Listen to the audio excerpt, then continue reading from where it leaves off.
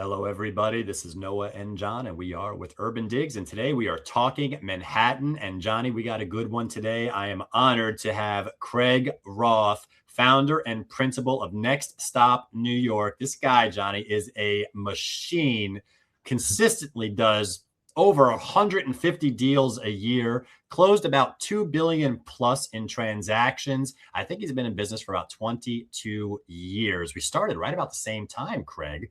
At the same place over at Citi Habitats back in the day. Yeah. And I am honored to have you on today to tell us what's going on in the market. So I'm going to get right to it. And I'm going to ask you, the people want to know what is going on in the state of the New York City markets today. So, we specialize mostly in Midtown East and Upper East Side. So I could tell you about the market over here, but I think the market's pretty good. We're, been very busy. All my agents have been, their open houses are getting filled up. It's been great. There's a lot of things I think that are happening, like the stock market, not today, but it's been at an all-time high. And there's a lot of, and the prices have been pretty flat since 2019. So, I think it's a great time to come in. I think things are, been busy. I feel like the spring market's happening. March Madness is today. And, that's usually the beginning. Right. Well, let me talk about March Madness, because typically it is March Madness for the spring season in the city, right? This is especially Manhattan and Brooklyn. Yep. Spring is the busy season. And one of the things that we saw this year was it was a little slow to get going. And I was blaming the weather. And it always feels like there's also always some external force that's pressuring the market. And I'm wondering, now that the weather effect has calmed down a little bit, are you seeing any more signs of a budding spring? Yes, I have. It is cold today though. But yes, I do feel that, I'm getting a lot more phone calls on our listings. My agents are closing more deals. We had a lot of things that went into contract this week. Yesterday, we actually put 3 things in the contract. So things are moving. So I'm pretty happy about that. But yeah, it was a very slow start. I do agree with that. Craig, before we move on with questions, I just want to stay on the state of the market today. I'm hearing the same pipeline percolation that you're talking about right now. Like, I'm putting contracts out, I have accepted offers, all that stuff that before the numbers really start hitting the tape. Are you experiencing a tight inventory environment that the numbers are suggesting? Is that really what's going on out there? In your view? It's kind of funny. I think the inventory is tight. 3 of the transactions we put into contract this week, I took off the market. I wasn't ready to even put them back on. And I was getting reached out by other real estate agents asking to see if these are going to be available again. And I put those into contract before we even, right when we were about to put them back from off market, basically. From off market, yeah. So it's been pretty interesting that they're doing that. So that was this week. And honestly, it doesn't happen that as often as this. And I think 3 times this week we had calls on that. That's crazy. Yeah, I think that's part and parcel with the low supply environment we're seeing. It's just the supply level is just not where. Yeah, so but the good agents are reaching out and looking at those off market, properties and making those phone calls, and it's a good strategy to do right now. Right. Yeah. Well, it kind of leads me to the next question, which is there's a gap between renting and owning, right? So in many cases, if you can't find what you want, you rent. But you think about that gap; it's narrowing a bit, and you think that's signaling a possible future recovery? It is. Having a lot of parents coming in, buying for their child. Again, as I said, the stock market's high. They have a lot of money in the bank. Parents who want to help their kid with paying rent. The rents are so high. It's really discouraging for everybody. So, I'm listing apartments and I'm increasing the rents by 10% more than last year. And I'm having a line out the door. So, and I'm looking at the numbers, and that same apartment in the same building, in a co-op building or a condo building, is cheaper to buy. So, if a parent wants to help out a child, I think it's an amazing investment to do, especially now because the prices are down. Overall, since 2019, at least the Upper East Side co-op Midtown East market hasn't really gone up that much. And we're still not back to the prices that we were in 2018. So I think it's a great opportunity for you to, get in there and buy now. And I think in the next 10 years, you're going to be in great shape. Yeah. The gap between owning and renting has certainly been narrowing, right? Since the sales market's kind of been doing nothing and the rental market's just popping up higher in price. Yeah. are you sensing a general rental exhaustion out there in the mindset of renters that's kind of growing out there? I'm because yeah, go ahead. Slowly. I mean, you know, I think the people who are smart and they're looking at it, they're starting to buy, but it's slowly happening. I honestly, I ran an open house the other day for a couple sales, a couple rentals in the building I live in. And we have a rental up there for like $4,500 for a 1-bedroom apartment.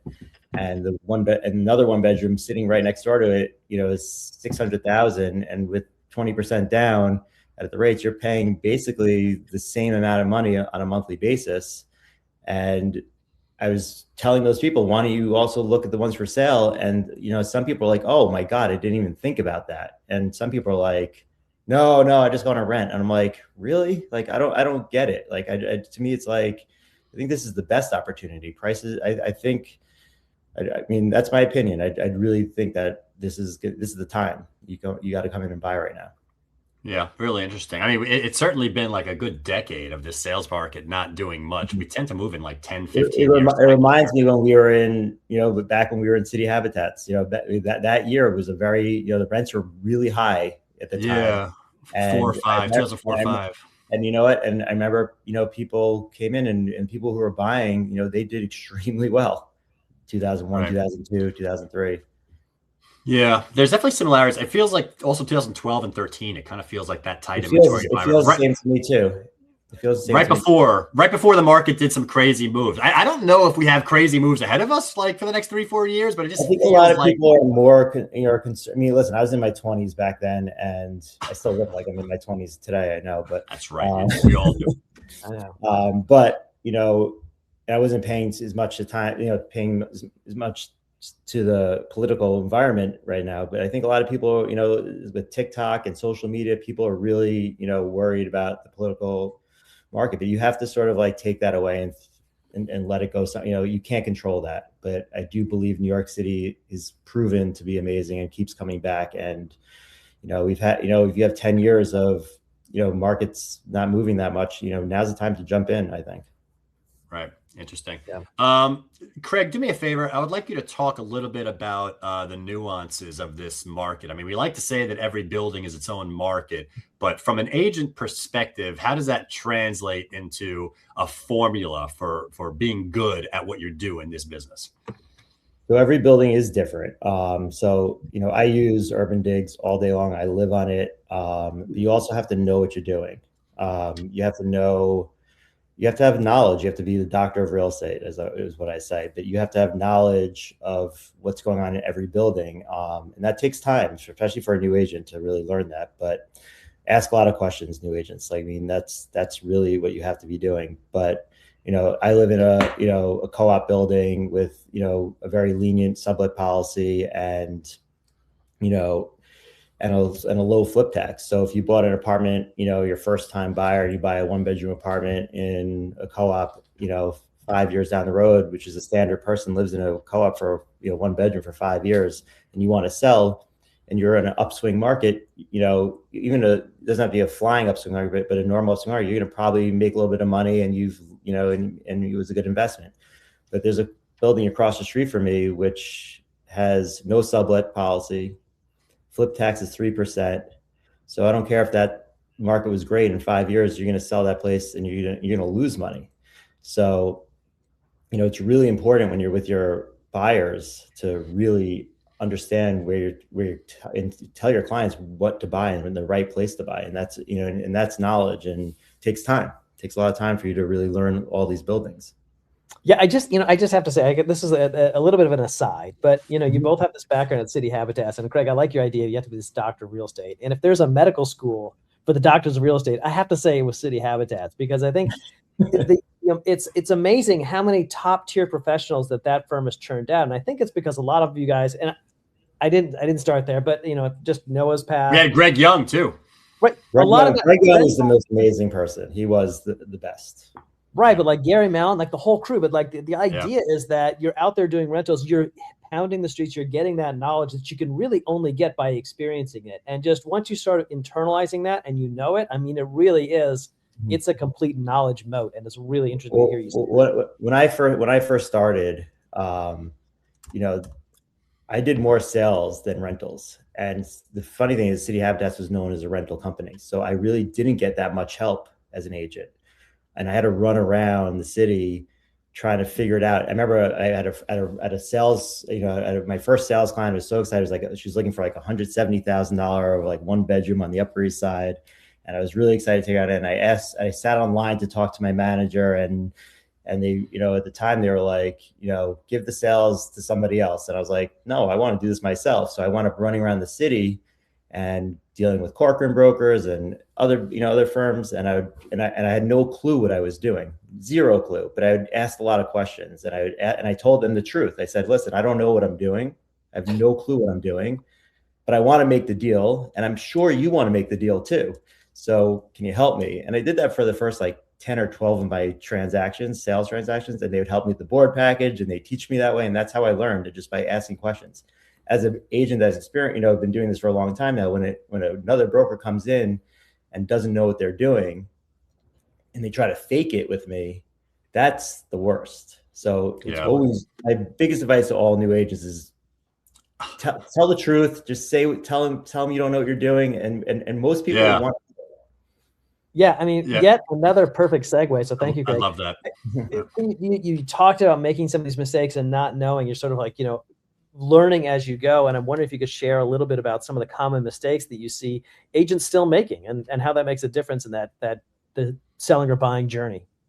I mean, as I said, asking questions is huge, but like if you're going out with, if you're listing a place, a lot of agents with, a big mistake that they do is they don't stage the apartments. They don't tell the clients. They just want to get the lead so bad that they may misprice it because they're letting the owner, tell them what their place is worth.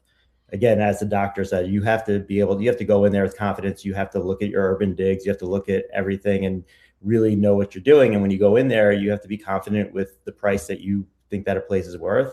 And then you also have to walk through that apartment and say, your place is cluttered, and be honest with them. You're not going to insult anybody. I have no problem telling my clients the truth. Like, this place looks like crap. You have to fix it up. You have to do this. You have to stage it.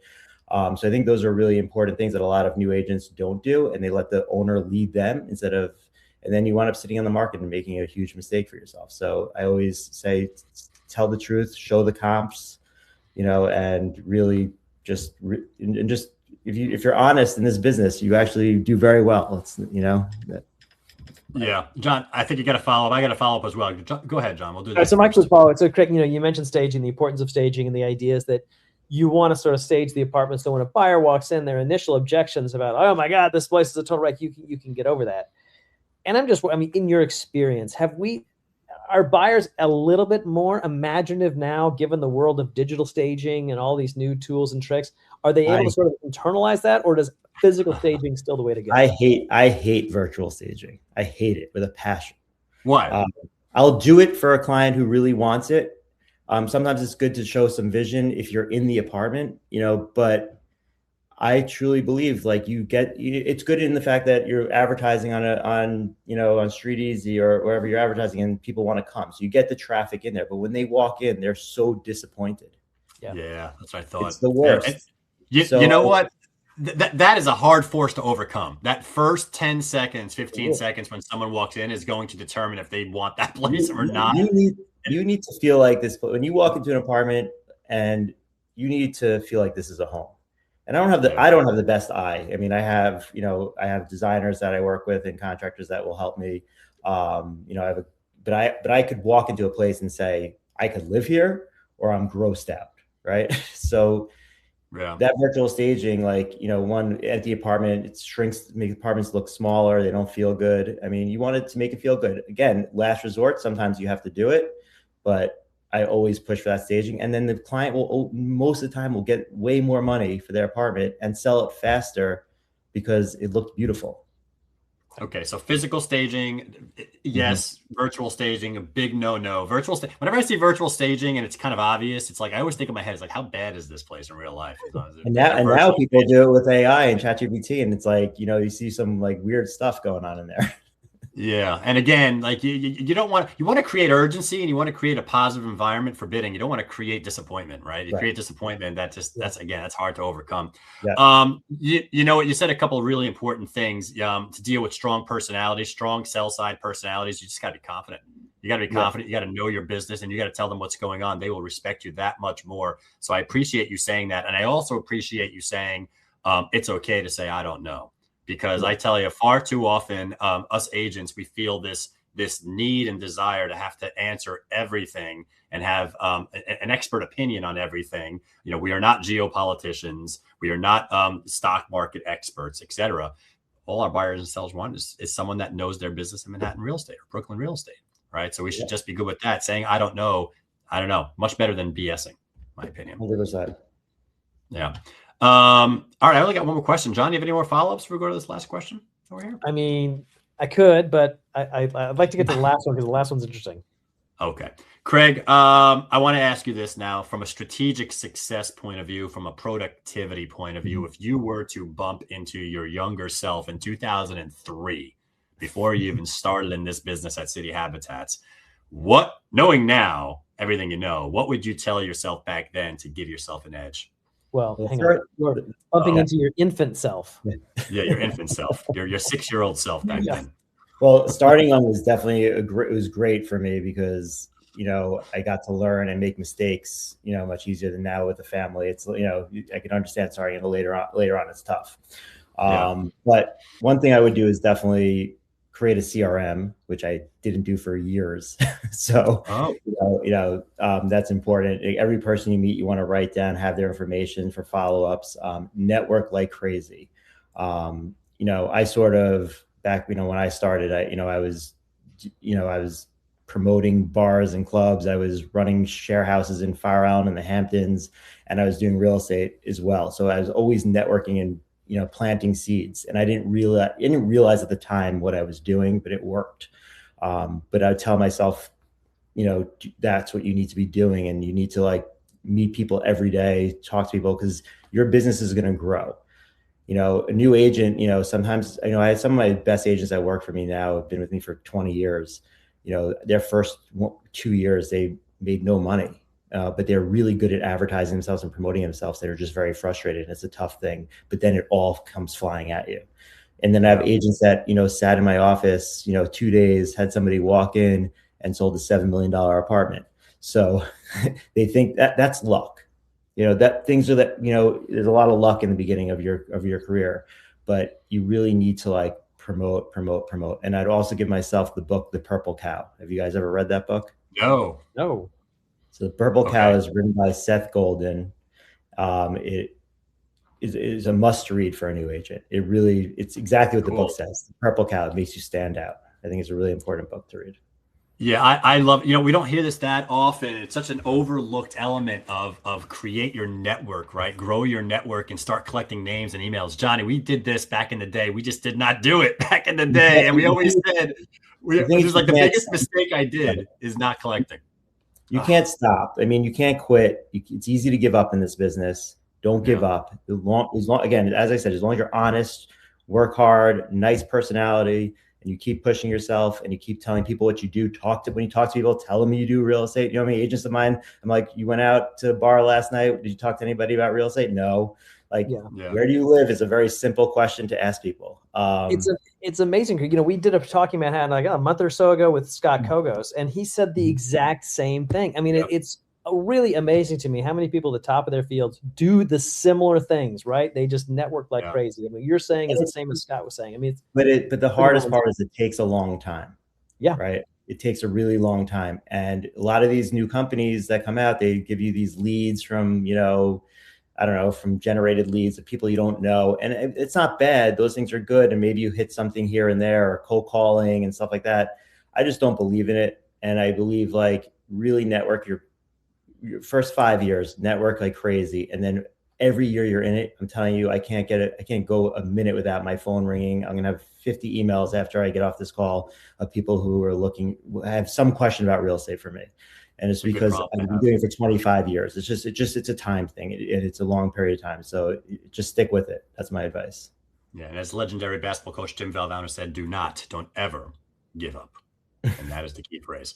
Craig, this has been fantastic. Right over there, that is Craig Roth, founder and principal of NextStop New York. That is John Welcome. I am Noah Rosenblatt. We are with UrbanDigs. This has been Talking Manhattan, and we will catch you guys next time. Thanks, Craig. Thanks, Craig.